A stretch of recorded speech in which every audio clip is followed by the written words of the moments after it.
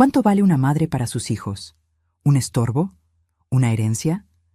Mi nombre es Patricia Gómez. Tengo 61 años y un hijo que creí que era mi orgullo. Esta es la historia de cómo descubrí que para mi propia sangre yo solo valía el precio de mi casa y mi finca. Y de cómo, en 3 días, pasé de ser la vieja que iban a encerrar a ser la mujer que les arrebató todo.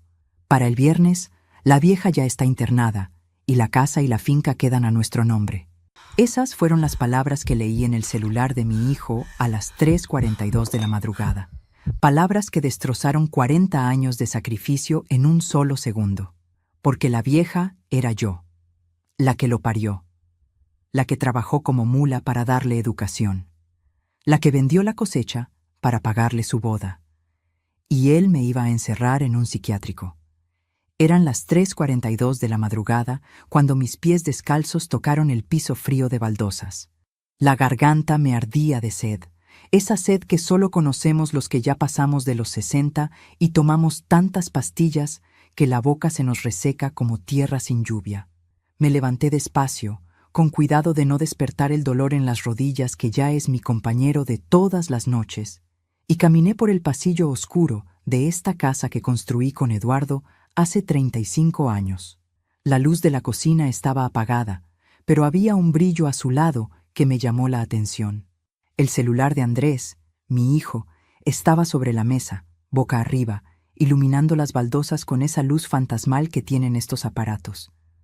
Andrés se había quedado a dormir esa noche con Verónica, su esposa, porque habían venido a acompañarme, dijeron.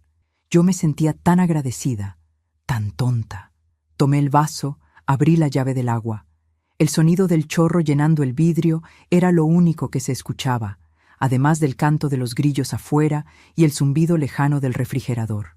Entonces vi que la pantalla del celular se iluminó con una notificación. No quería mirar. No soy de esas madres entrometidas. Pero mis ojos, esos ojos de 61 años que ya necesitan anteojos para leer, vieron las palabras que aparecieron en la pantalla. Y mi corazón, ese corazón que latió por este hijo durante 9 meses dentro de mi vientre, se detuvo por completo. Amor, quédate tranquilo. Hoy firmé los papeles con la clínica. Para el viernes, la vieja ya está internada y la casa y la finca quedan a nuestro nombre. Todo listo. El vaso se me resbaló de las manos. No llegó a caer. Lo sostuve con un reflejo que no sabía que todavía tenía. Pero mi cuerpo entero empezó a temblar. Volví a leer. 1 vez. 2 veces. 3 veces. Quizás entendí mal. Quizás era otro contexto. Quizás la vieja. Yo era la vieja. Internada. Me iban a encerrar. La casa y la finca quedan a nuestro nombre. Todo lo que Eduardo y yo construimos con casi 40 años de trabajo, de madrugar a las 4 de la mañana para ir a la finca, de enseñar en la escuela por las tardes, de ahorrar cada peso como si fuera el último, de criar café en esas montañas donde mi Eduardo se dejó la espalda, y finalmente la vida. Todo. Me lo iban a quitar. Mis piernas dejaron de sostenerme.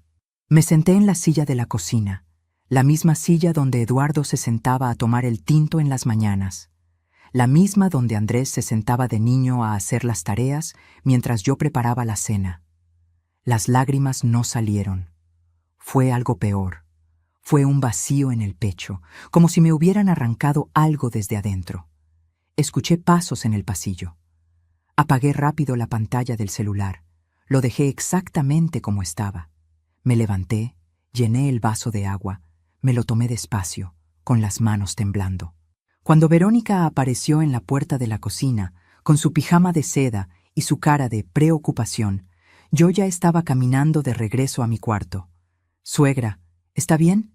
¿Necesita algo?» Su voz, esa voz dulce, cariñosa, llena de mentiras. ¿Cuántas veces me había llamado mamá Patricia? ¿Cuántas veces había comido en mi mesa? ¿Cuántas veces le había dado dinero cuando me decía que andaban apretados de plata? No, mija, solo sed. Ya vuelvo a dormir. Mija, todavía le dije mija. Cerré la puerta de mi cuarto y me senté en la cama. No prendí la luz. Afuera, el cielo todavía estaba negro, pero se escuchaban los primeros pájaros anunciando que faltaba poco para el amanecer. Esos mismos pájaros que Eduardo amaba escuchar mientras tomábamos café en el corredor de la finca. Y fue ahí, en esa oscuridad, que algo dentro de mí se rompió. Pero no como se rompe un plato que cae al suelo, se rompió como se rompe una presa. Y detrás de esa presa había 40 años de rabia que yo no sabía que estaba guardando. Espera, déjame detenerte un momento. Sé que estás ahí, del otro lado, escuchando esta historia, y sé lo que estás pensando, porque quizás tú también has sentido esa punzada en el pecho cuando tus hijos te hablan con impaciencia, cuando tu familia te ve como un estorbo, cuando te das cuenta de que para ellos ya no eres una persona, eres una cosa vieja que está ocupando un espacio que ellos quieren. Si es así, quédate conmigo, porque lo que voy a contarte no es solo mi historia, es la historia de todos los que llegamos a esta edad y descubrimos que el amor que dimos no es el amor que recibimos. Y quiero que me dejes un comentario aquí abajo. Dime de dónde me estás escuchando. Dime si alguna vez sentiste que tu familia te traicionó, porque cuando termines de escuchar lo que hice, vas a entender que nunca es tarde para recuperar tu dignidad. Mi nombre es Patricia Gómez de Villamil. Tengo 61 años. Nací en Manizales, en el corazón del eje cafetero colombiano, en una familia humilde donde aprendí que el trabajo honrado es lo único que nadie te puede quitar. Mi papá era recolector de café, mi mamá lavaba ropa ajena. Yo fui la única de 7 hermanos que pudo estudiar. Me gradué de maestra con una beca que conseguí porque saqué el mejor puntaje del municipio. Conocí a Eduardo cuando yo tenía 23 años. Él era ingeniero agrónomo, había heredado una pequeña finca de café de su papá, pero la tierra estaba descuidada, casi perdida. Nos casamos 3 meses después de conocernos. La gente decía que estábamos locos. Quizás lo estábamos. Pero construimos algo hermoso. Durante 40 años, Eduardo y yo trabajamos como mulas. Yo daba clases en la escuela del pueblo de lunes a viernes, 6 de la mañana a 2 de la tarde. Después me iba directo a la finca, a ayudar con la cosecha, con los trabajadores, con las cuentas. Eduardo pasaba días enteros allá arriba, en esas montañas donde el café crece lento pero sabroso, cuidando cada planta como si fuera un hijo. Tuvimos 2 hijos. Julián, el mayor, murió en un accidente de moto cuando tenía 23 años. Ese día algo en mí murió también, y algo en Eduardo se quebró para siempre. Nos quedó Andrés, nuestro único hijo vivo, nuestro todo. Andrés estudió administración de empresas en Bogotá. Cuando se graduó, Eduardo y yo estábamos tan orgullosos. Hicimos una fiesta en la finca, matamos 2 cerdos, invitamos a todo el pueblo. Andrés era nuestro orgullo, nuestro futuro, la razón por la que habíamos trabajado tanto. Pero Andrés nunca volvió a la finca. Consiguió trabajo en la capital, conoció a Verónica, se casó. Nosotros les pagamos la boda completa. Eduardo vendió parte de la cosecha de ese año para darles una fiesta bonita. Verónica era de Bogotá, de familia bien, como dicen. Al principio fue cariñosa conmigo. Me decía, suegra linda, me traía regalos cuando venían de visita 2 veces al año.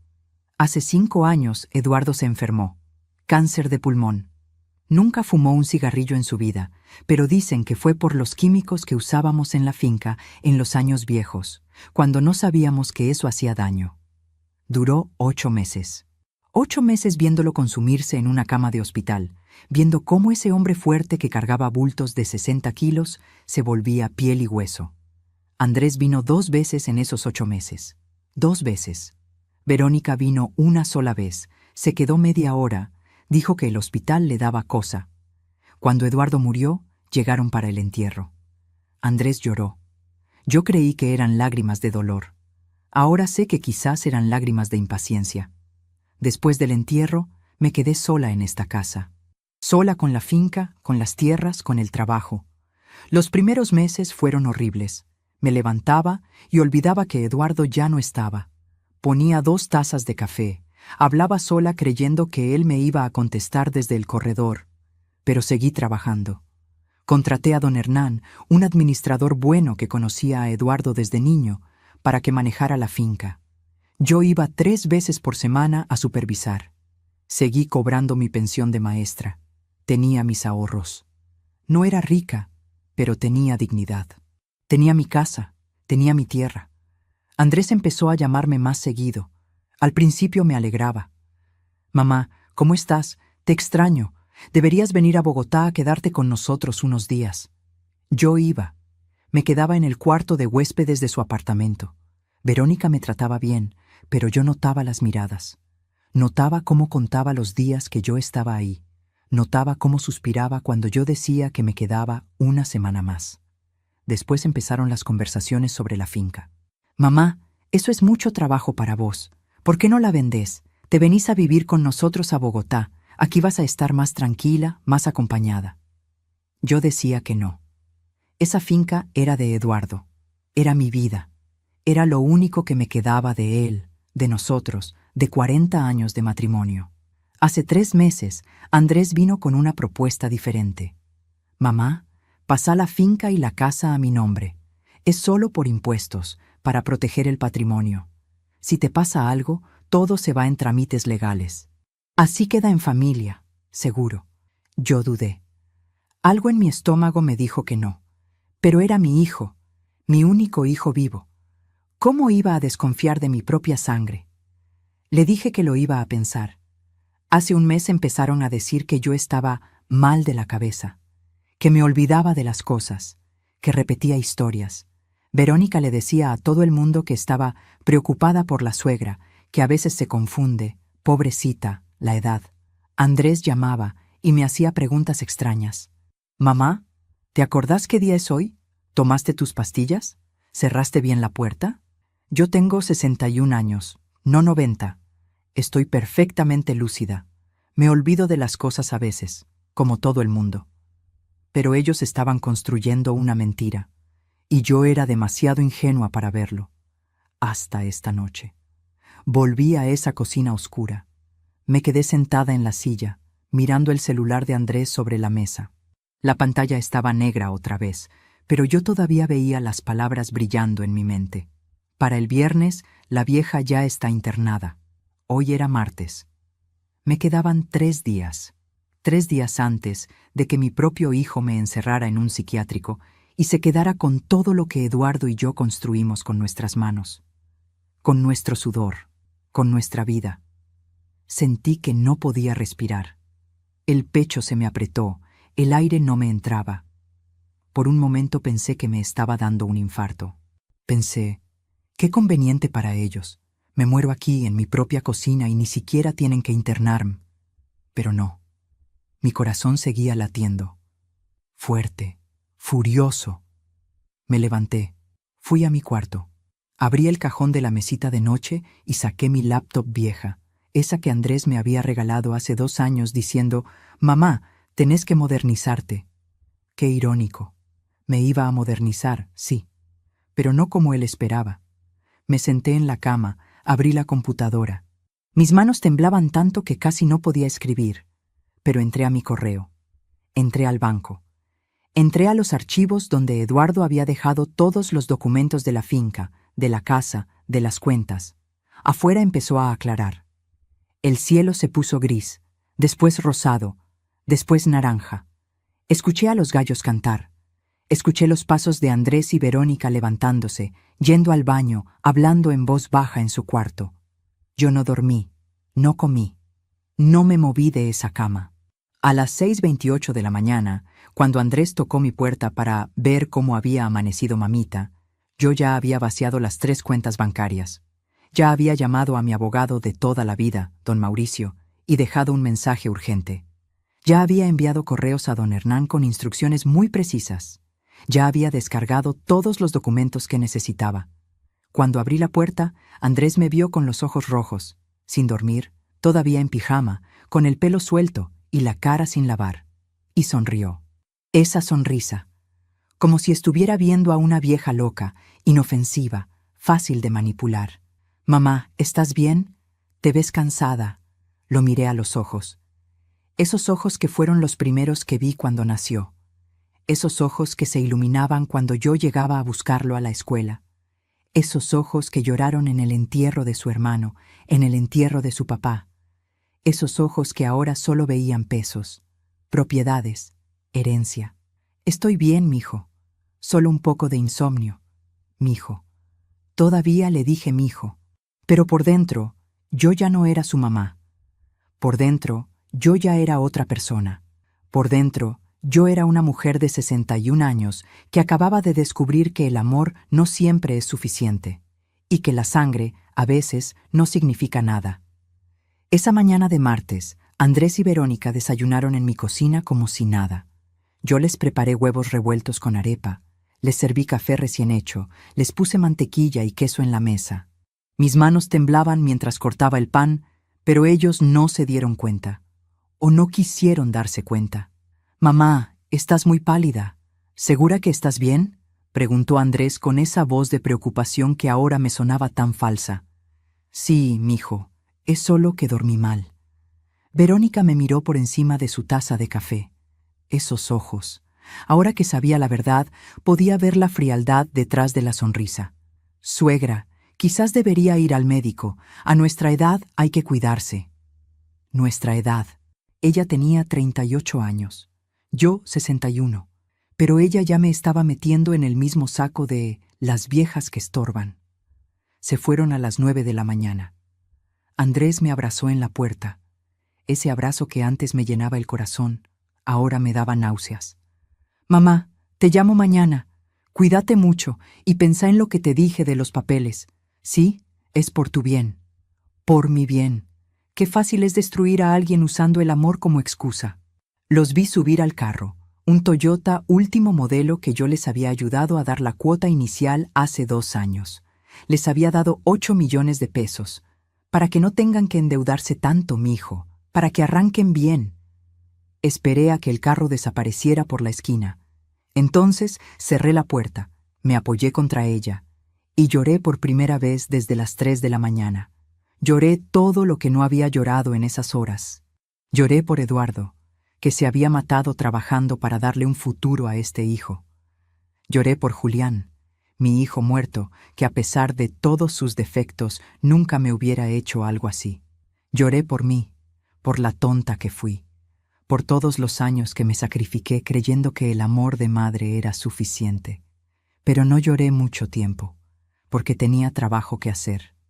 A las 10 de la mañana sonó mi celular. Era don Mauricio, mi abogado.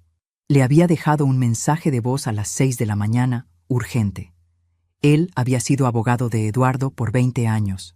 Nos había ayudado con todos los papeles de la finca, con el testamento cuando Eduardo se enfermó. Era un hombre de 70 años, honesto como ya no quedan. «Doña Patricia, recibí su mensaje. ¿Qué pasó?». Sonaba muy alterada. Le conté todo. Desde el mensaje en el celular hasta las conversaciones sobre mis supuestos problemas de memoria. Don Mauricio se quedó callado unos segundos. «Doña Patricia, lamentablemente no es la primera vez que veo esto. Hijos que quieren internar a los papás para quedarse con los bienes. ¿Usted firmó algo? ¿Algún documento que le hayan dado?». «No, don Mauricio, nunca firmé nada». «Bendito sea Dios. Entonces todavía estamos a tiempo. Escúcheme bien. Necesito que venga a mi oficina hoy mismo. Vamos a hacer varios movimientos legales urgentes. Y necesito que me traiga todos los documentos de la casa y la finca». «Don Mauricio, pero si ellos van a la clínica mañana». «Por eso mismo, doña Patricia. Hoy, ahora». Colgué el teléfono y me senté un momento. Mi cabeza daba vueltas. Necesitaba pensar, necesitaba recordar cómo había llegado hasta aquí. Cómo el niño que yo parí, que alimenté con mi cuerpo, que crié con todo mi amor, se había convertido en este hombre que me veía como un obstáculo. Andrés nació un 15 de agosto de 1987. Fue un parto difícil, 20 horas de labor. Cuando por fin lo puse en mis brazos, con su carita arrugada y sus ojos cerrados, le prometí que nunca le iba a faltar nada, que iba a tener todo lo que yo no tuve. Cumplí esa promesa, quizás demasiado bien. Cuando Andrés tenía 3 años, Julián tenía 6. Julián era inquieto, rebelde, se peleaba en la escuela, nos daba dolores de cabeza. Andrés era tranquilo, estudioso, el niño perfecto. Yo tenía mis 2 trabajos, maestra en la escuela del pueblo y ayudante de Eduardo en la finca. Eduardo trabajaba de sol a sol. Muchas noches yo me quedaba dormida en la mesa corrigiendo cuadernos mientras los niños dormían. ¿Saben cuál era mi rutina? Me levantaba a las 4:30 de la mañana. Preparaba el desayuno y el almuerzo para toda la familia. Despertaba a los niños a las 5:30. Los bañaba, los vestía, les daba de comer. A las 6 salíamos. Yo dejaba a Julián en su escuela, después a Andrés en el jardín y llegaba a mi escuela a las 6:30. Daba clases hasta las 2 de la tarde. Recogía a los niños. Llegábamos a casa, les daba almuerzo, los ponía a hacer tareas. A las 4 de la tarde, una vecina se quedaba cuidándolos y yo me iba a la finca a ayudar a Eduardo. Volvía a las 7 de la noche, preparaba la cena, bañaba a los niños, los acostaba, limpiaba la cocina. Me quedaba hasta las 11 o 12 corrigiendo cuadernos o haciendo las cuentas de la finca. Los fines de semana íbamos todos a la finca. Eduardo trabajaba. Yo trabajaba. Los niños jugaban entre los cafetos. Julián se subía a los árboles, se ensuciaba, nos preocupaba.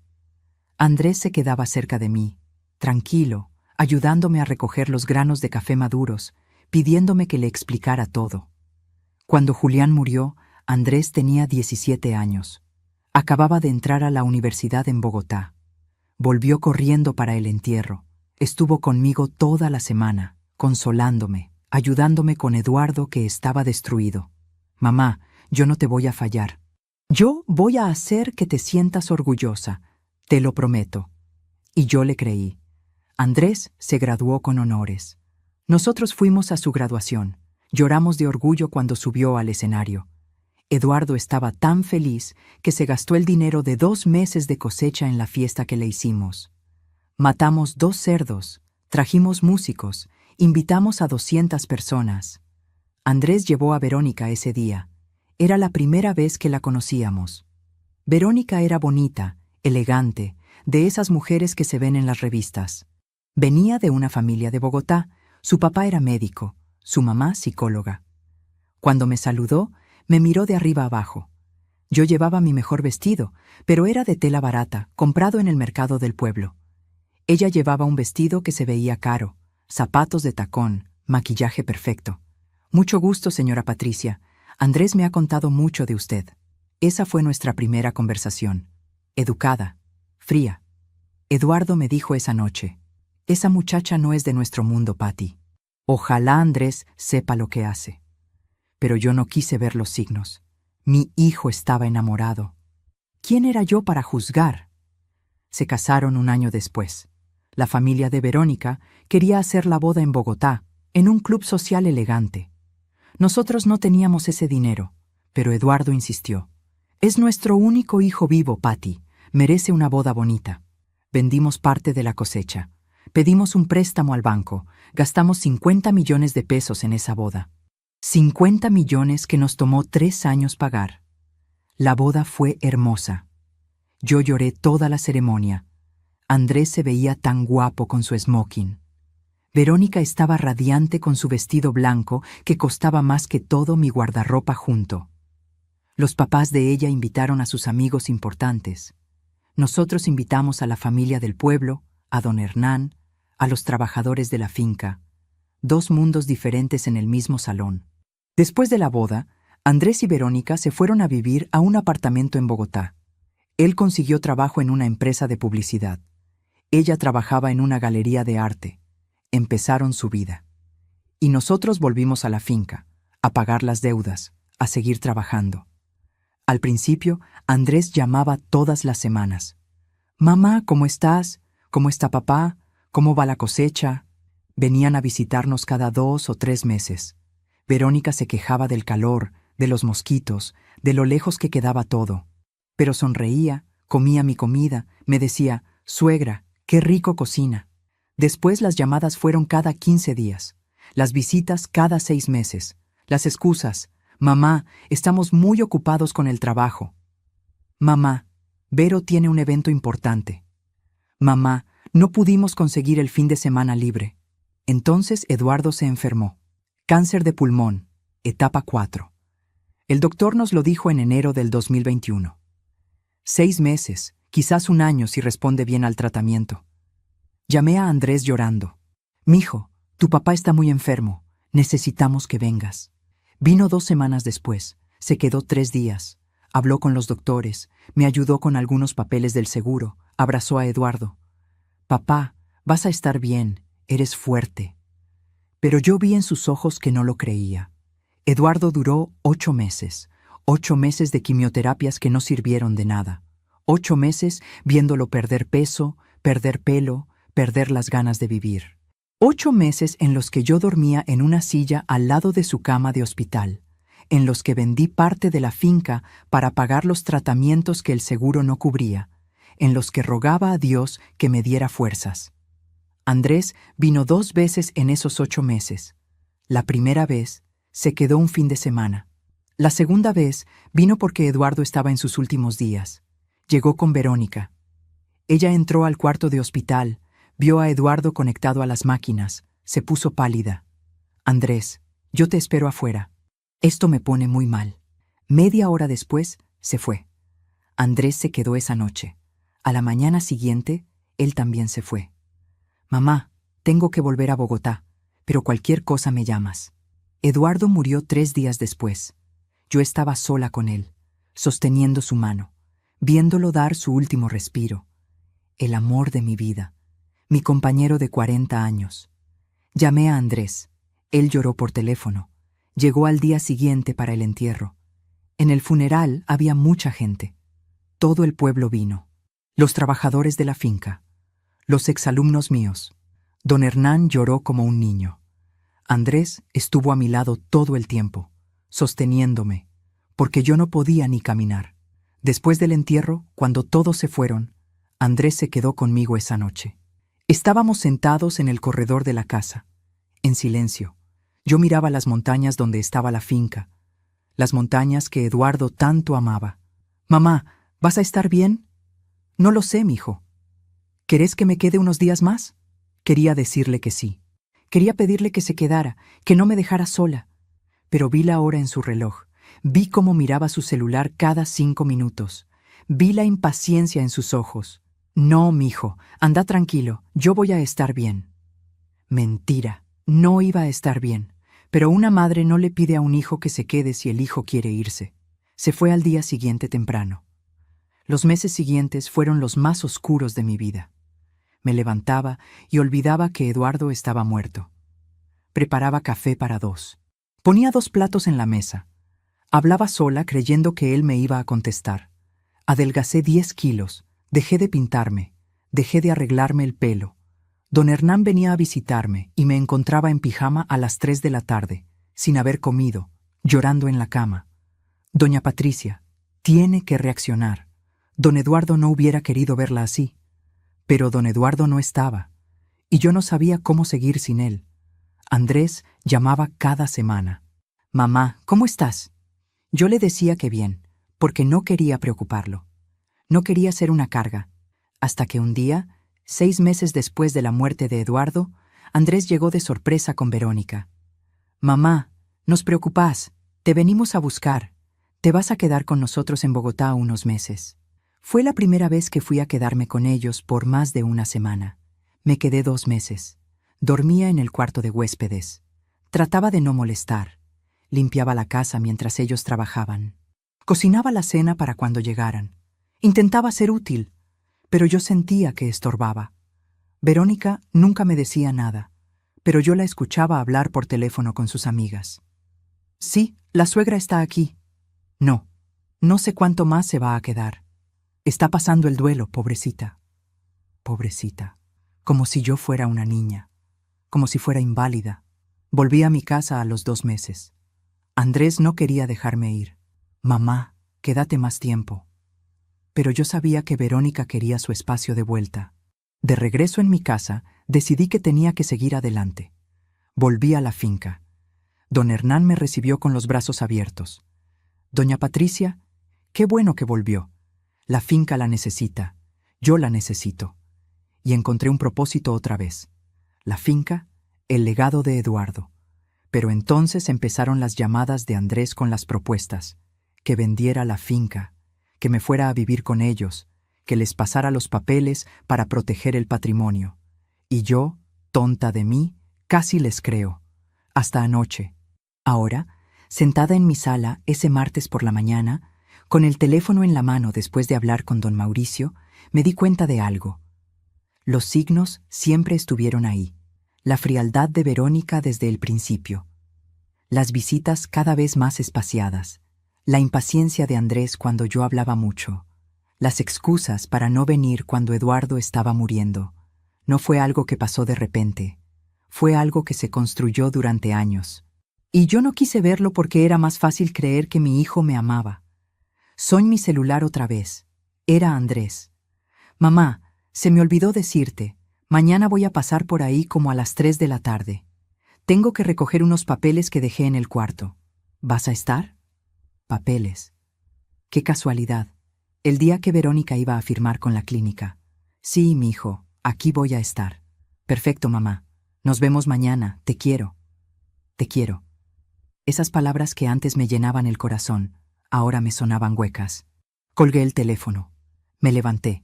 Me fui a bañar. Me puse mi mejor ropa. Agarré todos los documentos que tenía en la caja fuerte que Eduardo instaló en nuestro cuarto. Documentos de la casa, de la finca, copias de las cuentas bancarias, el testamento de Eduardo. A las 11 de la mañana estaba en la oficina de don Mauricio. Lo que hicimos ese día iba a cambiar todo, pero todavía no sabía cuánto. La oficina de don Mauricio quedaba en el segundo piso de un edificio viejo en el centro del pueblo. Subí las escaleras despacio, con la cartera llena de documentos colgando de mi hombro. Cada escalón me dolía en las rodillas, pero el dolor físico no era nada comparado con el dolor que sentía en el pecho. Don Mauricio me recibió en la puerta de su oficina. Es un hombre alto, de espalda encorvada por los años, con el pelo completamente blanco y unos anteojos gruesos que le hacen los ojos más grandes. Me conoce desde que Eduardo y yo nos casamos. Él hizo nuestro contrato matrimonial. Registró la compra de la finca. Redactó el testamento de Eduardo. Doña Patricia, pase, pase, siéntese. Me senté en la silla frente a su escritorio de madera oscura, lleno de carpetas y papeles. Las paredes estaban cubiertas de diplomas y fotos viejas. Había una foto de don Mauricio con Eduardo, tomada hace como 15 años, en alguna celebración de la finca. Cuénteme todo con calma, doña Patricia, desde el principio. Y le conté. Desde el mensaje que vi a las 3:42 de la madrugada, hasta la llamada de Andrés hace una hora diciendo que vendría mañana por unos papeles. Don Mauricio me escuchó en silencio, tomando notas en un cuaderno amarillo. Cuando terminé, él se quitó los anteojos y se frotó los ojos. Doña Patricia, esto es más común de lo que usted cree. Tengo 3 casos similares ahorita mismo. Hijos que intentan declarar a los papás incapaces para quedarse con los bienes. La ley lo permite si hay pruebas médicas de demencia o incapacidad mental. Pero yo no estoy demente, don Mauricio. Lo sé. Pero ellos pueden conseguir un médico que firme un papel diciendo que sí. Sobre todo si ese médico es amigo de la familia. O si le pagan bien. Se me heló la sangre. ¿Entonces me pueden encerrar así nomás? No tan fácil. Necesitan una evaluación médica, un juez que lo apruebe, testigos que declaren que usted no puede cuidarse sola. Es un proceso. Pero si ellos ya tienen todo preparado, si ya hablaron con una clínica, con un médico, pueden acelerar las cosas. Y una vez que la internan, doña Patricia, es muy difícil salir, porque cada vez que usted proteste, van a decir que son delirios, que está paranoica, que esa es la prueba de que está mal. Me temblaron las manos. Apreté la cartera contra mi pecho. ¿Qué hago, don Mauricio? Dígame qué hago. Él se puso los anteojos otra vez y abrió una carpeta. Primero, vamos a proteger sus bienes. Ahora mismo, hoy. ¿Usted tiene cuenta bancaria a su nombre? Sí, 3 cuentas. Una de ahorros, una corriente y una de inversión. ¿Andrés tiene acceso a esas cuentas? Me quedé callada. Don Mauricio repitió la pregunta. Doña Patricia, ¿su hijo tiene acceso a sus cuentas? Yo... Hace 2 años le di acceso a la cuenta corriente, por si pasaba algo y necesitaba ayudarme con pagos. Don Mauricio cerró los ojos. Eso hay que cerrarlo ya. ¿Él puede mover plata de esa cuenta? Sí, puede hacer transferencias. Doña Patricia, escúcheme bien. Vamos a ir al banco ahorita mismo. Va a cerrar el acceso de su hijo a todas sus cuentas. Va a cambiar todas las claves. Va a mover el dinero a cuentas nuevas que solo usted maneje. ¿Me entiende?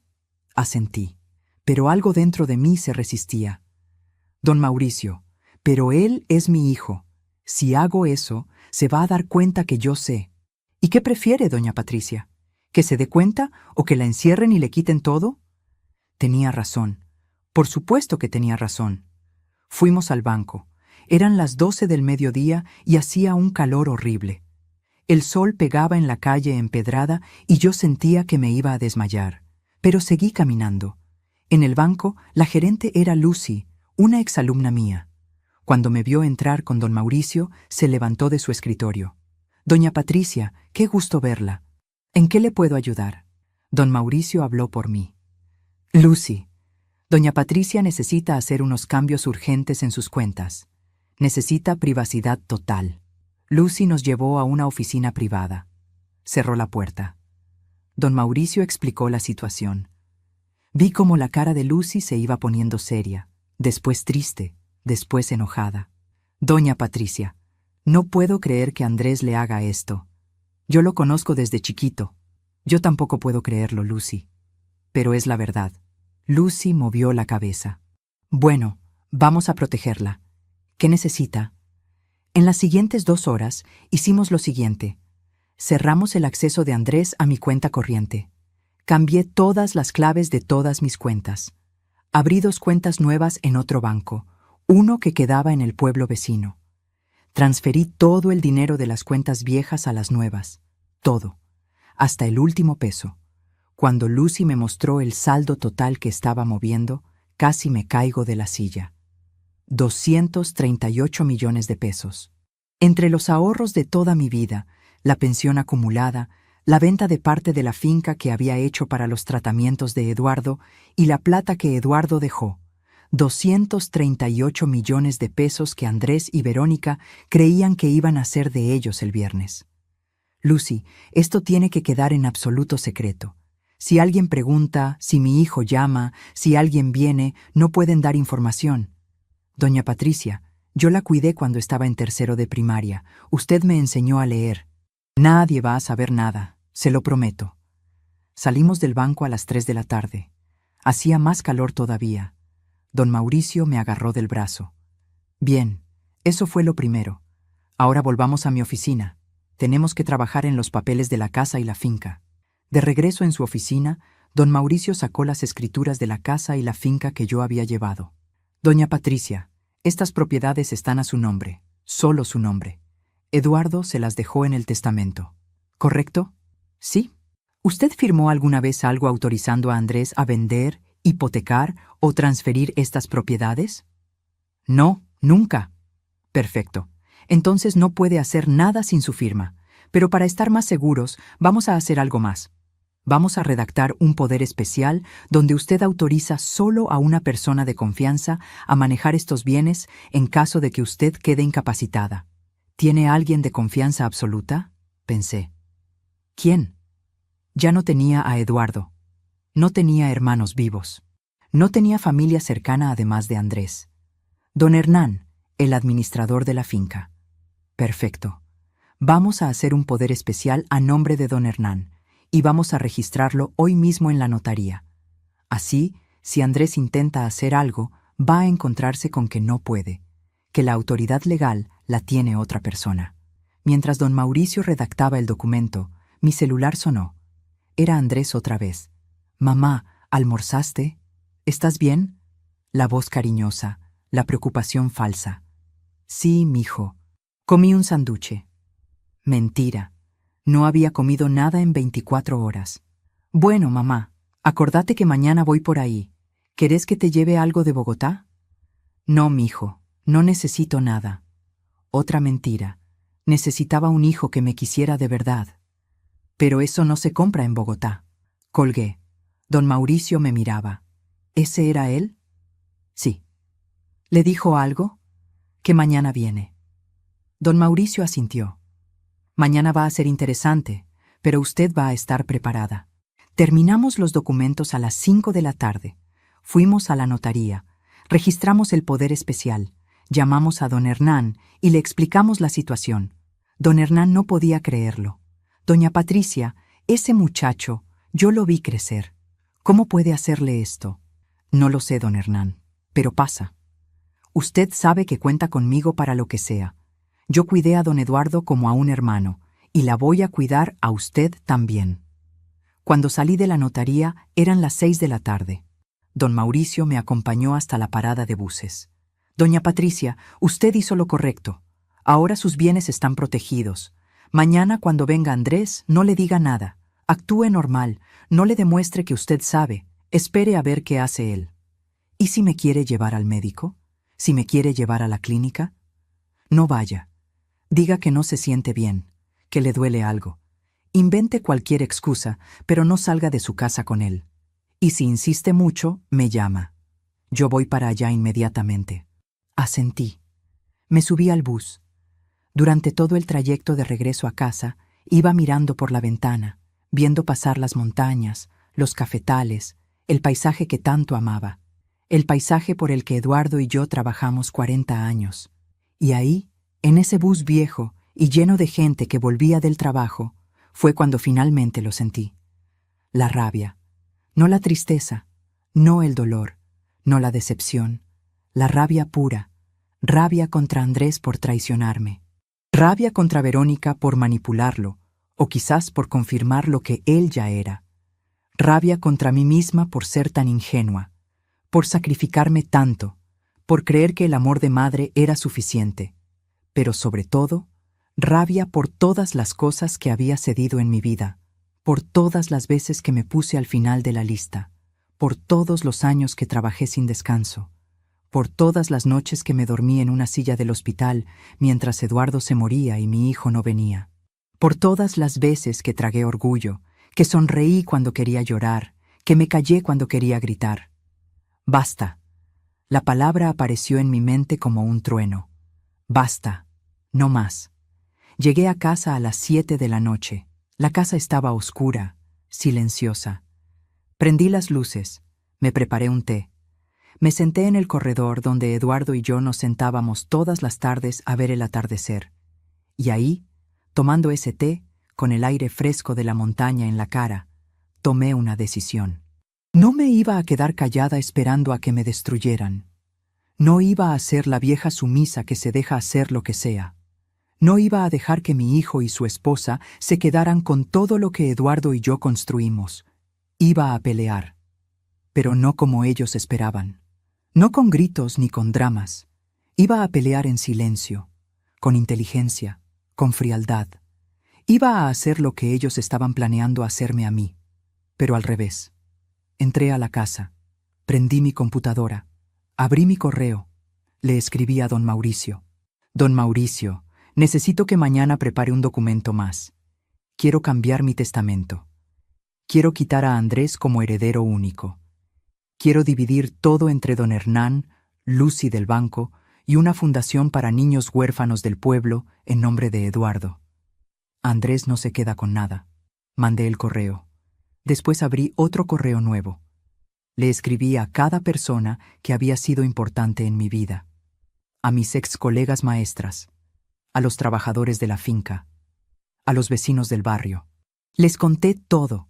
Les pedí que si algo me pasaba, si de repente aparecía internada en alguna clínica, que por favor investigaran, que por favor no creyeran que yo estaba loca.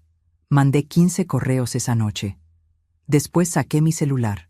Tomé fotos del mensaje que había visto en el teléfono de Andrés. Espera, no podía.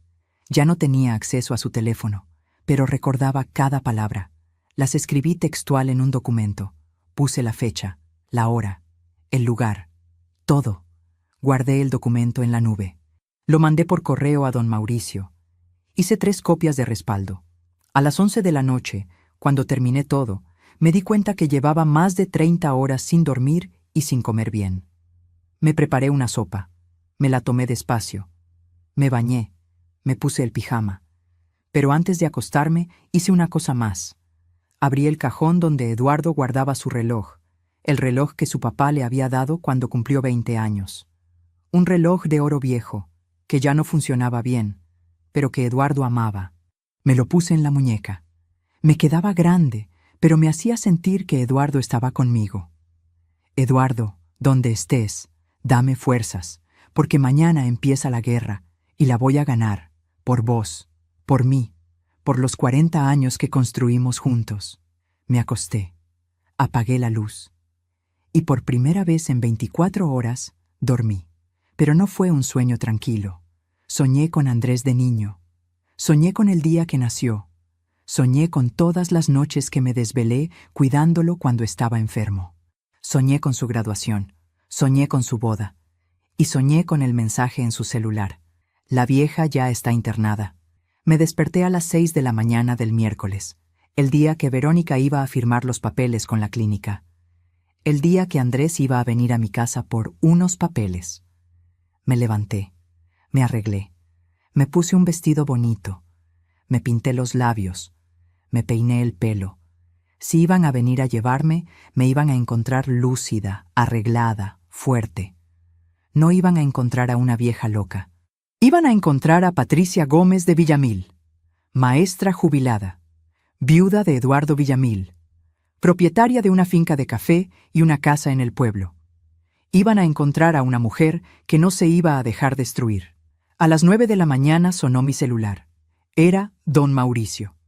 Doña Patricia, recibí su correo. El testamento nuevo va a estar listo a las 2 de la tarde. ¿Puede venir a firmarlo antes de que llegue Andrés? Sí, don Mauricio. Allá estaré. A las 2 de la tarde firmé mi testamento nuevo. Andrés dejaba de ser mi heredero. Don Hernán se quedaba con la finca para seguir trabajándola y repartir las ganancias con los empleados. Lucy recibía la casa para convertirla en un centro comunitario. El resto del dinero se iba a una fundación en nombre de Eduardo para dar becas a niños pobres del pueblo. Andrés no recibía nada. Cuando firmé, sentí algo raro en el pecho. No era alivio, no era satisfacción, era tristeza, porque estaba borrando a mi hijo de mi vida, al hijo que parí, que crié, que amé más que a nada en el mundo. Pero él me borró primero. Volví a casa a las 3:15. Andrés llegaría a las 3, había dicho. Pero todavía no estaba. Me senté en la sala a esperar.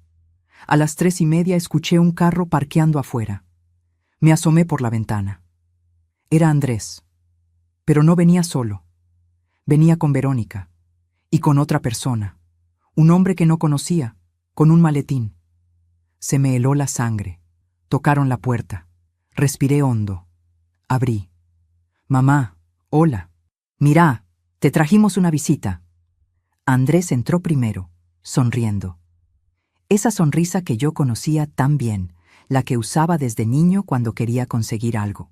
Detrás de él venía Verónica, con unos pantalones blancos y una blusa cara, maquillada como si fuera a una reunión importante. Y detrás de ella, el hombre del maletín. Era joven, tendría unos 40 años, con un traje gris y anteojos sin montura. Parecía doctor o abogado. Mamá, él es el doctor Jiménez, es psicólogo. Le pedimos que viniera a conocerte, a charlar un ratito. Nos tiene muy preocupados cómo has estado últimamente. Psicólogo. Claro, el que iba a firmar el papel diciendo que yo estaba loca. Los miré a los tres. Andrés con su sonrisa. Verónica con su cara de falsa preocupación. El doctor con su expresión profesional y neutral. ¿Psicólogo? No entiendo, Andrés. Yo estoy bien. Mamá, por eso mismo, para que el doctor nos confirme que estás bien. ¿Verdad, doctor? El doctor Jiménez dio un paso adelante y extendió la mano. Señora Patricia, mucho gusto. Su hijo y su nuera me comentaron que ha tenido algunos episodios de olvido, de confusión. Solo quiero hacerle unas preguntas sencillas. Nada del otro mundo. No le di la mano. Me quedé en la puerta, bloqueando la entrada. No necesito ningún psicólogo. Y no los invité a pasar. Vi la sorpresa en la cara de Andrés. Él esperaba que yo fuera la mamá sumisa de siempre, la que dice que sí a todo. Mamá, no seas así, es por tu bien, déjanos pasar, por favor. Me hice a un lado. Entraron. Verónica miró la sala como siempre lo hacía, con ese gesto de superioridad, como si mi casa fuera muy pobre, muy vieja, muy fea para ella. Siéntense. Se sentaron en el sofá, los tres juntos. Yo me senté en la silla de Eduardo, la que quedaba frente a ellos. El reloj de Eduardo todavía estaba en mi muñeca. Lo toqué. Me dio fuerza. El doctor Jiménez sacó una libreta del maletín. Señora Patricia, ¿me permite hacerle algunas preguntas? Hágalas. ¿Sabe qué día es hoy? Miércoles, 15 de noviembre. ¿Sabe dónde estamos? En mi casa, en el pueblo de Chinchiná, Caldas, Colombia. ¿Puede decirme los nombres de sus hijos? Sentí una puñalada en el pecho. Tuve dos. Julián, que murió hace 18 años, y Andrés, que está ahí sentado planeando cómo encerrarme. Silencio total.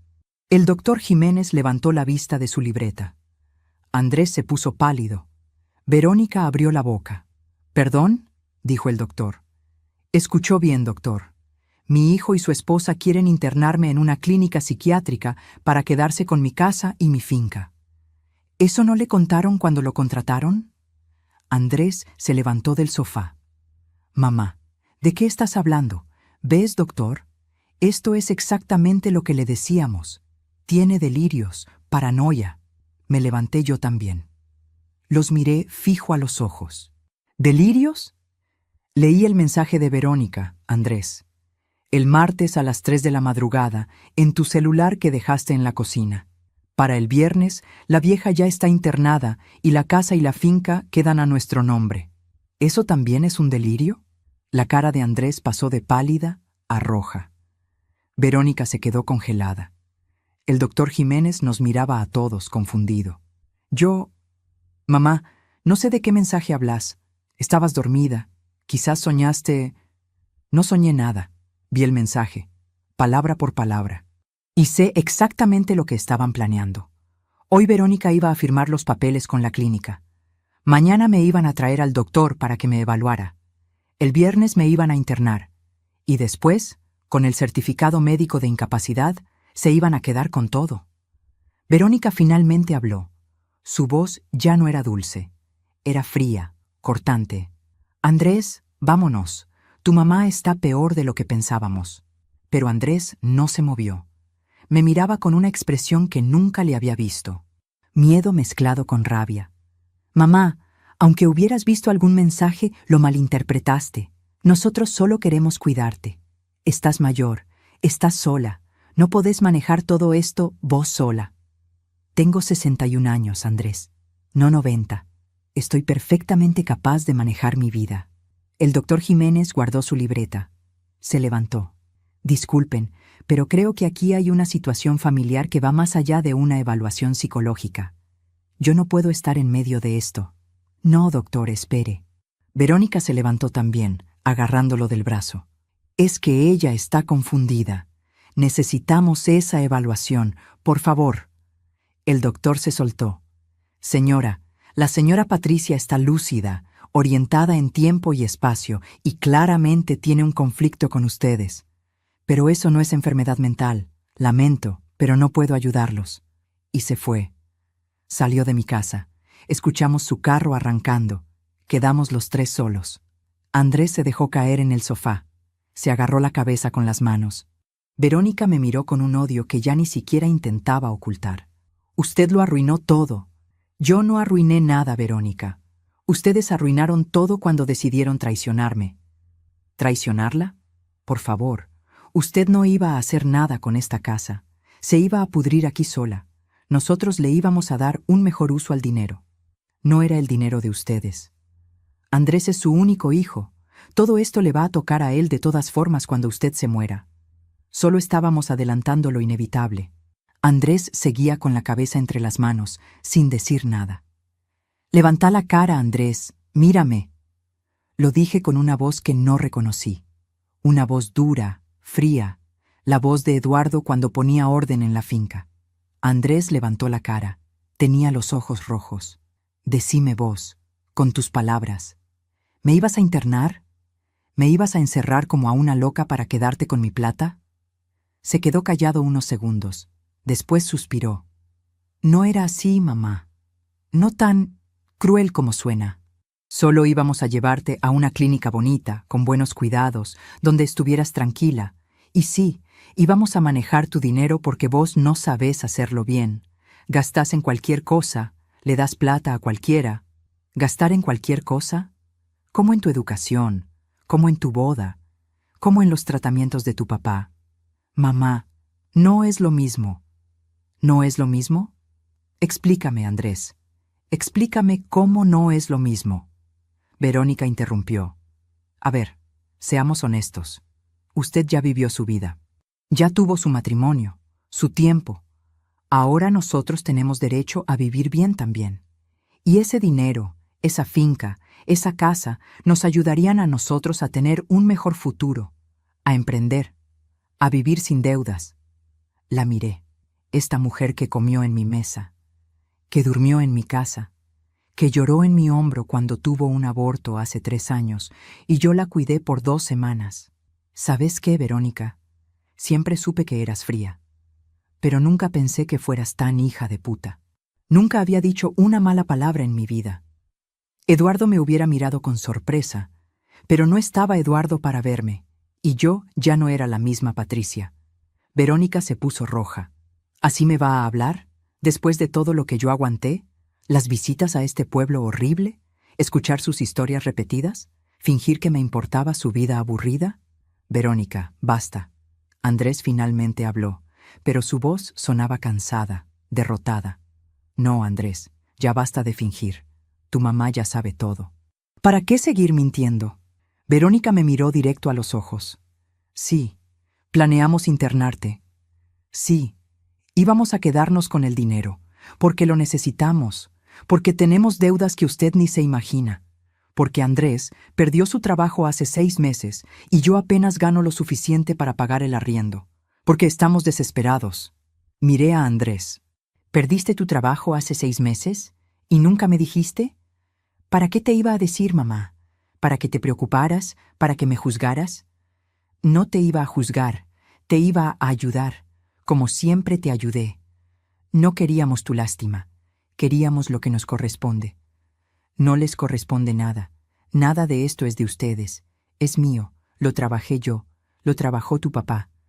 Tu papá ya está muerto, mamá, y vos vas a morir también algún día.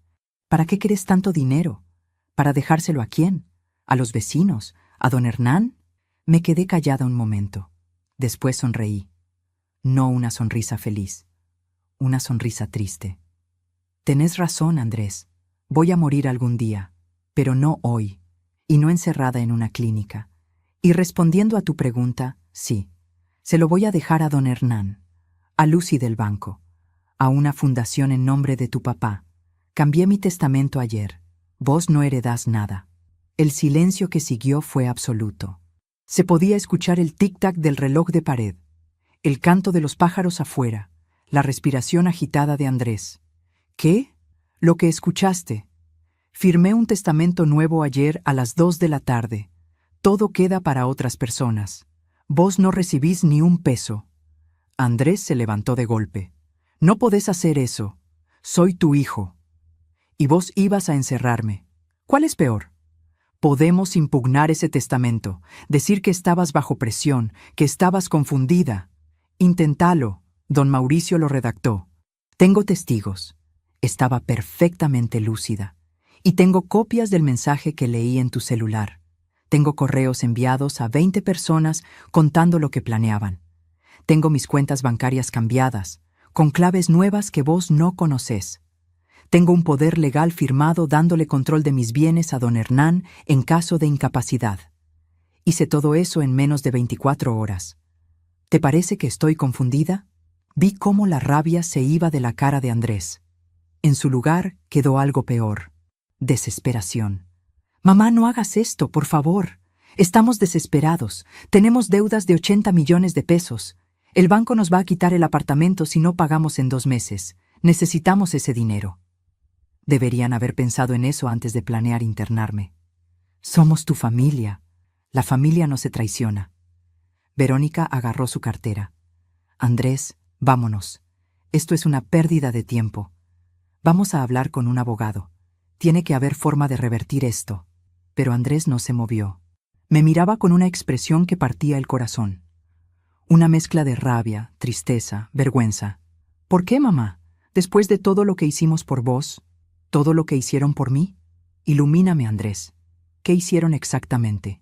Te acompañamos cuando papá murió. Viniste 2 veces en 8 meses mientras tu papá se moría. 2 veces. Te invitamos a quedarte en nuestra casa. Me hicieron sentir como una carga cada día que estuve ahí. Te llamábamos, te visitábamos. 2 veces al año, y siempre queriendo algo. Plata para el carro, plata para un viaje, plata para la cuota del apartamento. Porque vos tenías y nosotros no. Porque yo trabajé 40 años sin parar. Porque tu papá se mató trabajando. Porque nos sacrificamos para darte todo a vos. Yo no te pedí que te sacrificaras. Esas palabras me golpearon como una bofetada. Me quedé sin aire un momento. Tenés razón. No me lo pediste. Yo elegí hacerlo, porque así es el amor de madre. Uno se sacrifica sin esperar nada a cambio, pero tampoco esperaba que me clavaras un puñal en la espalda. Andrés se quebró. Empezó a llorar. No como el niño que yo conocí, como un hombre desesperado que acaba de perder todo. Mamá, perdón. Fue idea de Verónica. Ella me convenció. Yo no quería... No me eches la culpa a mí, Andrés. Vos estuviste de acuerdo desde el principio. Verónica ya estaba en la puerta. Pero yo no... Mamá, yo te quiero. Te juro que te quiero. Solo que... Estábamos tan desesperados. Las deudas, la presión, todo. Y vos tenías tanto dinero sin usar. Parecía lógico. Lógico internar a tu mamá. Lógico robarle todo. Lógico llamarla la vieja como si fuera basura. Nunca quise lastimarte. Pero lo hiciste. Me destrozaste, Andrés. Me mataste por dentro. Se quedó ahí, llorando, con la cara entre las manos. Verónica lo jaló del brazo. Andrés, vámonos. No tiene sentido. Pero antes de que salieran, yo dije una cosa más. Andrés, mira alrededor. Esta casa. Tu papá y yo la construimos tabla por tabla. Esa mesa donde te sentabas a hacer las tareas. Ese corredor donde jugabas con Julián. Esa cocina donde yo te preparé miles de comidas. Todo esto tiene memoria. Tiene amor. Tiene 40 años de trabajo. Y vos lo ibas a vender como si no significara nada. Mamá. Y lo peor no es que querías mi dinero. Lo peor es que me ibas a encerrar. Me ibas a quitar mi libertad, mi dignidad, mi voz. Me ibas a convertir en esa vieja que ellos dicen que estoy loca cuando protesto. Eso no te lo voy a perdonar nunca. Por favor, mamá, tiene que haber forma de arreglar esto. Sí, la forma es que te vayas y no vuelvas. ¿Me estás echando? Te estoy dejando ir. Como debí hacerlo hace años. Verónica ya estaba afuera. Andrés caminó hacia la puerta, despacio, como si esperara que yo lo llamara, que lo detuviera. No lo hice. Llegó a la puerta, se dio vuelta una última vez. Mamá, cuando te des cuenta del error que cometiste, cuando estés sola y necesites ayuda, no me busques. No te voy a buscar, Andrés, porque vos nunca fuiste la ayuda, fuiste la carga. Se fue. Cerró la puerta. Escuché el carro arrancando, alejándose, desapareciendo. Me quedé ahí parada en medio de la sala. El reloj de pared marcaba las 4:30 de la tarde. Afuera los pájaros cantaban. El sol entraba por la ventana. Me senté en la silla de Eduardo y esperé sentir algo. Satisfacción. Alivio. Victoria. Pero solo sentí un vacío enorme, porque sí, había ganado, había protegido mis bienes, había evitado que me encerraran, había puesto límites, pero también había perdido a mi hijo, a mi único hijo vivo. Y eso, aunque fuera necesario, aunque fuera justo, dolía más que cualquier otra cosa en el mundo. Los primeros días después de que Andrés se fue, fueron los más extraños de mi vida. Me despertaba en las mañanas y por un segundo olvidaba lo que había pasado. Después lo recordaba todo, y el peso me caía encima como una piedra. Pero seguía levantándome, seguía haciendo café, seguía viviendo. Don Mauricio me llamaba todos los días. «Doña Patricia, ¿cómo está? ¿Necesita algo?» Le decía que estaba bien. Medio mentía. Don Hernán venía a visitarme cada 2 días. Se sentaba conmigo en el corredor, tomábamos tinto, hablábamos de la finca. «Doña Patricia, la cosecha va bien.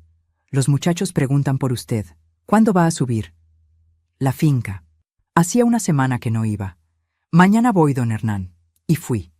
Me subí al jeep de don Hernán a las 6 de la mañana del lunes. El camino a la finca eran 40 minutos por una carretera destapada que subía a la montaña.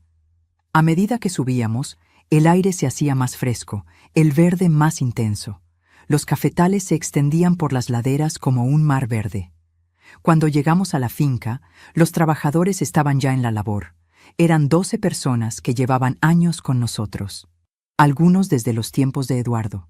Cuando me vieron llegar, dejaron lo que estaban haciendo y vinieron a saludarme.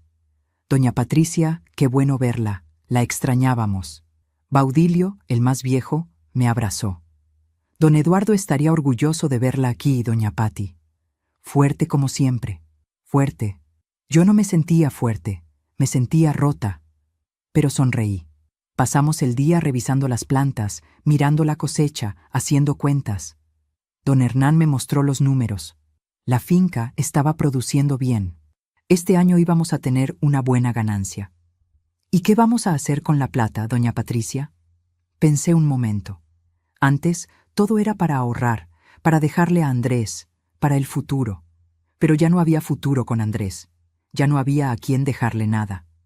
«Don Hernán, reparta un bono entre los trabajadores, un bono bueno, y suba los salarios un 20%. Don Hernán me miró sorprendido. «¿Un 20%, doña Patricia?»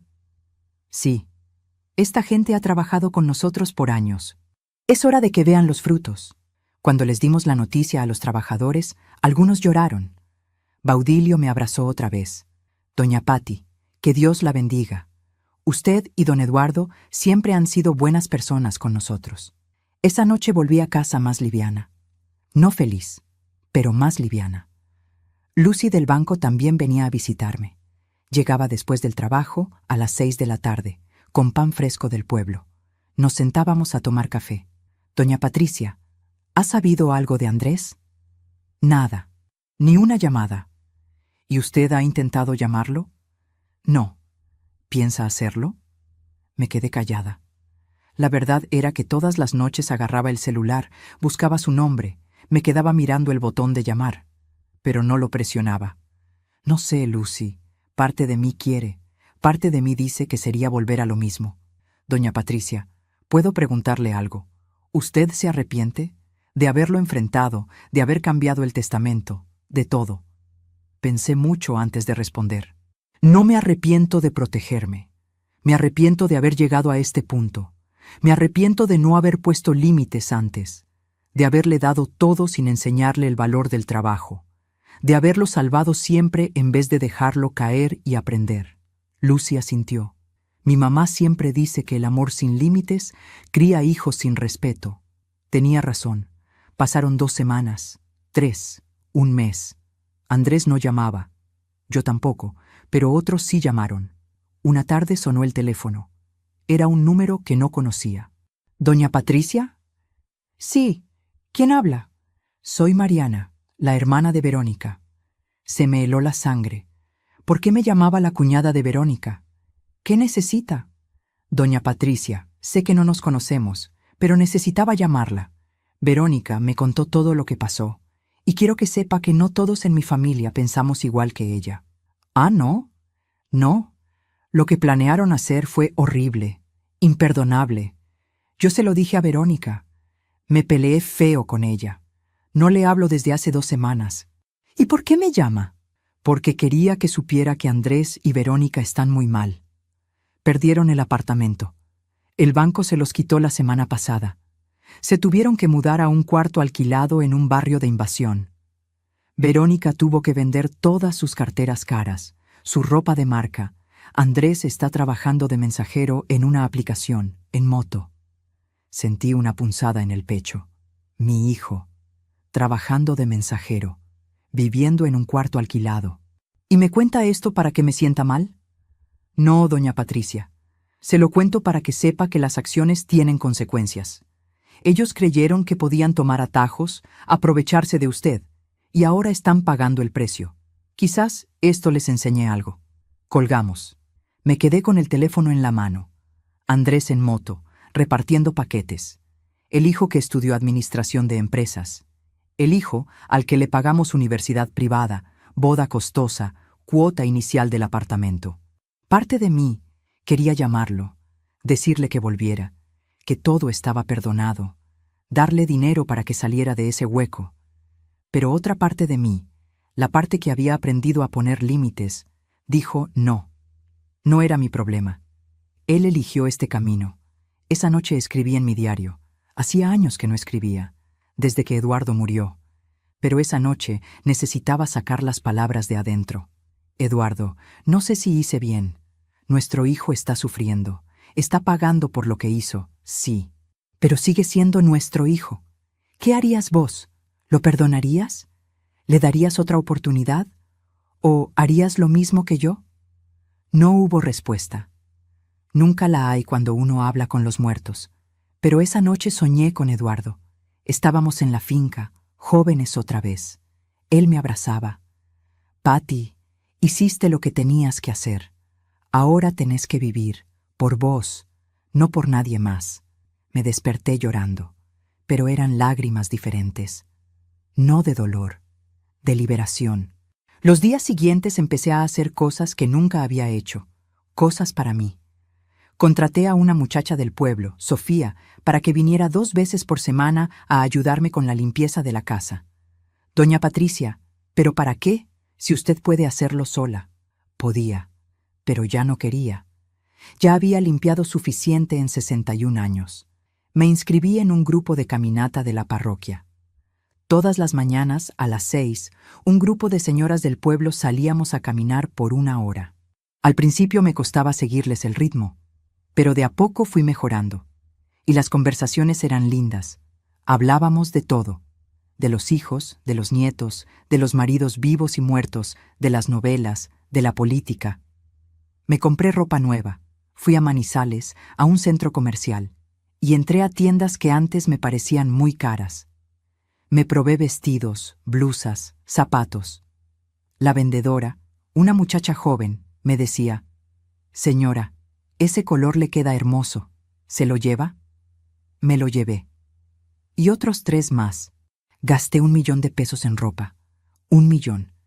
Antes me hubiera sentido culpable. Es mucho dinero, Patricia. Es un desperdicio. Pero ya no. Era mi dinero. Me lo había ganado. Me hice un corte de pelo nuevo. Me pinté el pelo para tapar las canas. Me compré maquillaje. Cuando me vi en el espejo, casi no me reconocí. Me veía bonita, viva. Don Hernán me vio un día y se quedó mirándome. Doña Patricia, se ve diferente. Se ve feliz. ¿Era feliz? No lo sabía, pero estaba mejor. Eso sí lo sabía. Un sábado, Lucy me invitó a almorzar a su casa. Era un almuerzo grande, con toda su familia. Su esposo, sus 3 hijos, su mamá, sus hermanos. Me recibieron como si fuera parte de la familia. Doña Patricia, gracias por venir. Mamá hizo sancocho, su especialidad. Comimos, reímos, contamos historias. Los hijos de Lucy, todos adolescentes, me hacían preguntas. Doña Patricia, cuéntenos de cuando usted era maestra. Doña Patricia, ¿es verdad que usted conoció a García Márquez? No lo conocí, pero les conté otras historias. Del pueblo hace 40 años.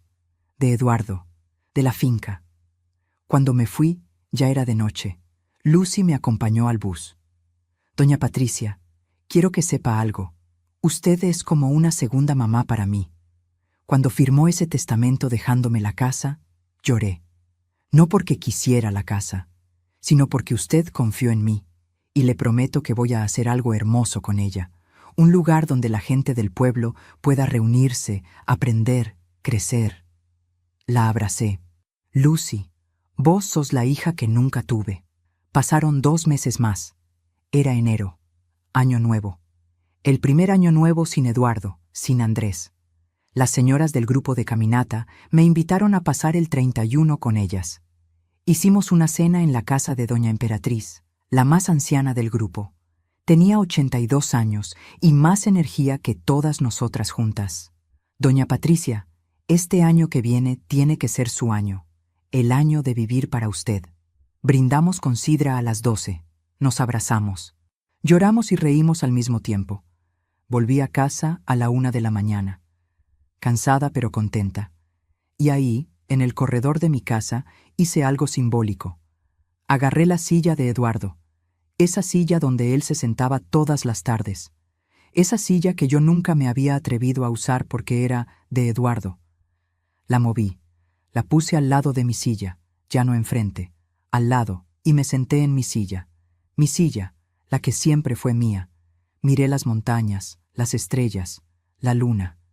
Eduardo, amor mío, gracias por los 40 años que me diste, por el amor, por la finca, por la vida que construimos, pero ahora me toca a mí, vivir lo que me queda, a mi manera, sin sacrificarme por nadie más, solo para mí. El viento sopló suave, las hojas de los árboles susurraron. Y yo, Patricia Gómez de Villamil, 61 años, viuda, exmaestra, dueña de una finca de café y una casa en el pueblo, me permití sonreír, porque por primera vez en mi vida el poder estaba en mis manos, el poder de decidir, el poder de vivir, el poder de decir no. Y ese poder, descubrí, era lo único que siempre me había pertenecido, solo que había tardado 61 años en darme cuenta. Han pasado 8 meses desde aquella tarde de miércoles cuando Andrés salió por la puerta de mi casa. 8 meses que se sintieron como 8 años. 8 meses en los que aprendí más sobre mí misma que en los 61 años anteriores. Estoy sentada en el corredor de la finca, no de la casa del pueblo, de la finca. Porque hace 3 meses tomé una decisión. Me mudé acá, a la montaña, al lugar donde Eduardo y yo construimos nuestros sueños. Don Hernán me ayudó a arreglar la casa principal de la finca, la que estaba medio abandonada.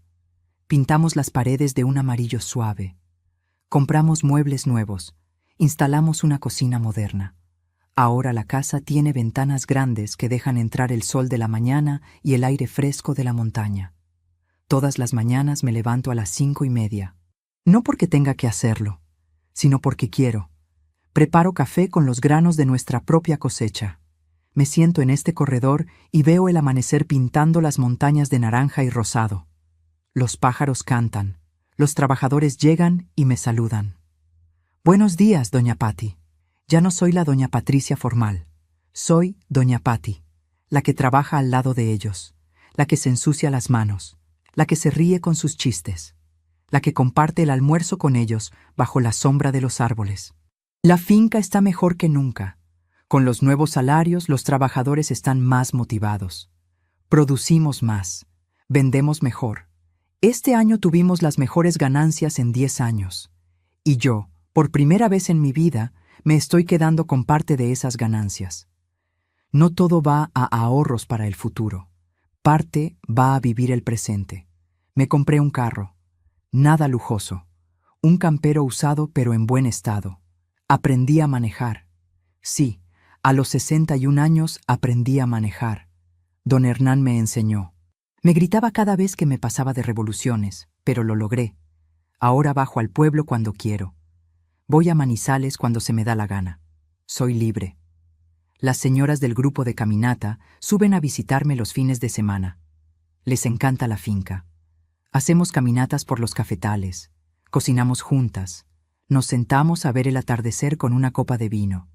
Vino que yo compro sin culpa, porque me lo merezco. Lucy viene seguido con sus hijos. Les encanta la naturaleza. El hijo menor, Sebastián, de 14 años, está fascinado con el proceso del café. Doña Pati, ¿me enseña cómo se hace? Le enseño. Le cuento todo lo que Eduardo me enseñó a mí. La casa del pueblo la dejamos tal como estaba. Lucy está haciendo los trámites para convertirla en el centro comunitario que soñaba. Va a haber biblioteca, salón de clases, espacio para talleres, va a llamarse Centro Comunitario Eduardo Villamil. Cuando me lo propuso, lloré. Eduardo hubiera querido eso, Lucy. Él siempre creyó en la educación. Y usted también, doña Patty. Por eso este centro es de los dos. Don Mauricio viene una vez al mes a revisar papeles, a asegurarse de que todo esté en orden. Doña Patricia está floreciendo. La veo diferente cada vez. Me siento diferente, don Mauricio. ¿Ha sabido algo del muchacho? Ahí es donde la historia se complica. Hace 4 meses recibí una carta física, de esas que ya casi nadie manda. Llegó a la casa del pueblo. Sofía, la muchacha que todavía va a limpiar allá, me la trajo. Era de Andrés. No la abrí inmediatamente. La dejé sobre la mesa de la cocina de la finca por 3 días. La miraba cada vez que pasaba. Tenía miedo de lo que podía decir. Finalmente la abrí. Mamá, no sé si vas a leer esto. No sé si me lo merezco. Pero necesito escribirlo. Estos meses han sido los más difíciles de mi vida. Perdimos todo. El apartamento, los muebles, la vida que creíamos tener. Verónica y yo nos separamos.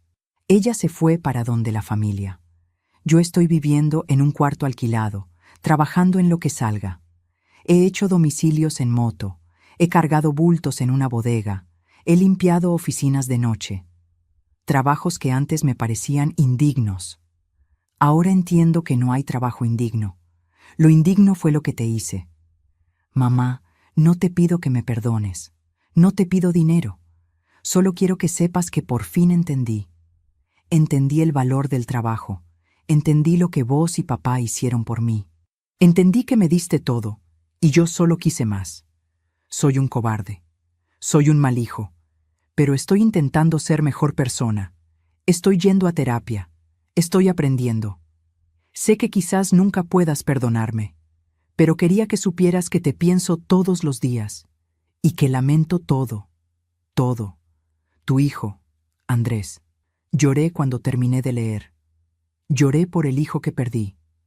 Lloré por el hombre que quizás estaba encontrando. No le respondí inmediatamente. Necesitaba pensar. Hace 2 meses recibí otra carta, más corta. Mamá, conseguí un trabajo fijo, en una empresa de logística. No es gran cosa, pero es honesto. Alquilo un apartamento pequeño. Estoy reconstruyendo mi vida, poco a poco. Solo quería que lo supieras. No espero respuesta. Solo quería compartirlo contigo. Esta vez le respondí, también con una carta. Andrés, me alegra saber que estás trabajando, que estás intentando. Lo que hiciste fue imperdonable, pero veo que estás pagando el precio. Y quizás, solo quizás, eso te haga una mejor persona. No estoy lista para verte. No sé si algún día lo estaré, pero no te deseo el mal. Te deseo que aprendas, que crezcas, que valores lo que tienes. Mamá. Han pasado 2 meses desde esa carta. No he recibido respuesta. Y está bien, porque mi vida ya no gira alrededor de Andrés. Mi vida gira alrededor de mí. Esta mañana, cuando me levanté y preparé el café, hice algo que hago todos los días desde que me mudé a la finca. Serví 2 tazas, una para mí y una que pongo en la silla vacía al lado mío, la silla de Eduardo. Buenos días, amor. Hoy va a ser un día lindo. El clima está perfecto para la cosecha. Don Hernán dice que vamos a recoger como 200 kilos. ¿Te acordás cuando eso nos parecía imposible? Hablo con Eduardo todas las mañanas. Sé que no me escucha, sé que está muerto, pero me hace bien, me conecta con los años buenos, con el amor verdadero. Después de tomar el café, camino por la finca, reviso las plantas, saludo a los trabajadores, me ensucio las manos tocando la tierra. Esta tierra roja y rica que nos dio de comer por 40 años. Y ahí, entre los cafetales, me siento completa. No porque tenga todo, sino porque no necesito nada más. ¿Saben qué es lo más extraño? Que soy más feliz ahora, a los 62 años, sola en esta finca, que lo que fui en mucho tiempo. Porque ahora vivo para mí, no para un hijo que no me valora. No para una sociedad que dice que las mujeres mayores tienen que sacrificarse siempre. No para una imagen de buena madre que me destruía por dentro. Vivo para Patricia. Y Patricia está bien. A veces, en las noches, cuando estoy sola en esta casa grande, siento miedo. Miedo de enfermarme sola, de morir sola, de que nadie me encuentre. Pero después recuerdo que tengo a don Hernán que viene todos los días. Tengo a Lucy que llama todas las noches. Tengo a las señoras del grupo de caminata que son más familia que mi propia sangre. Tengo a los trabajadores de la finca que me cuidan como a una madre. No estoy sola. Estoy rodeada de gente que me quiere de verdad. No por mi dinero, por mí. Y eso vale más que cualquier herencia. Ahora, antes de despedirme, quiero decirte algo a vos que estás escuchando esta historia. Sé que llegaste hasta acá porque algo de lo que conté te tocó. Quizás vos también tenés hijos que solo te buscan cuando necesitan algo. Quizás vos también te sentís invisible en tu propia familia. Quizás vos también te sacrificaste tanto que te olvidaste de vivir. Si es así, escúchame bien. No es tarde. Nunca es tarde para recuperar tu dignidad, para poner límites, para decir basta. No importa si tenés 60, 70, 80 años. Mientras estés viva, tenés derecho a vivir, a ser feliz, a gastarte tu plata en vos, a decir que no, a proteger lo que es tuyo. Yo sé que es difícil, yo sé que duele. Cortar con un hijo, con un familiar que te hace daño, es como arrancarte un pedazo del alma, pero a veces es necesario, porque una vida sin dignidad no es vida. Y si alguien te dice que sos egoísta, que sos mala madre, que sos ingrata, recordá esto: egoísta es el que quiere quitarte lo que te ganaste con tu trabajo. Mala madre es la que permite que sus hijos la destruyan. Ingrata es la que no valora su propia vida. Vos no sos ninguna de esas cosas. Vos sos una guerrera, una sobreviviente, una mujer que merece respeto. Así que si te llegó esta historia, déjame un comentario. Decime de dónde me escuchás.